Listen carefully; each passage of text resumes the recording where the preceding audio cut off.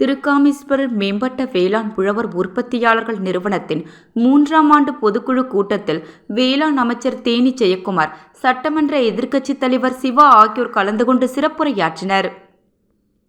திருக்காமீஸ்வரர் மேம்பாட்டு வேளாண் உழவர் உற்பத்தியாளர்கள் நிறுவனத்தின் 3ஆம் ஆண்டு பொதுக்குழு கூட்டம் வில்லியனூர் லட்சுமண கிருஷ்ணா மஹாலில் நடைபெற்றது. இந்த கூட்டத்தில் சங்கத் தலைவர் குலசேகரன் வரவேற்புரை நிகழ்த்தினார். வேளாண் அமைச்சர் தேனி ஜெயக்குமார் அவர்கள் தலைமையில் நடைபெற்ற நிகழ்ச்சியில் சட்டமன்ற எதிர்க்கட்சித் தலைவரும் தொகுதி சட்டமன்ற உறுப்பினருமான ரா. சிவா அவர்கள் கலந்து கொண்டு பங்குதாரர்களுக்கு பங்கு சான்றிதழ்களை வழங்கி வாழ்த்து தெரிவித்து விவசாயிகள் மத்தியில் உரையாற்றினார். கூட்டத்திற்கு சங்கத்தின் இயக்குநர்கள் வேணுகோபால், கோவிந்தன் நாராயணசாமி, ஜனார்த்தனன், புண்ணியகோடி அன்பரசி, இளஞ்செழிய பாண்டியன், வீரப்பன், தினேஷ்குமார் ஆகியோர் முன்னிலை வகித்தனர். நபார்டு மாவட்ட வளர்ச்சி மேலாளர் சித்தார்த்தன், முன்னணி இந்தியன் வங்கி மேலாளர் சதீஷ்குமார், துணை இயக்குநர் பிரகாஷ் ஆகியோர் வாழ்த்துரை வழங்கினர்.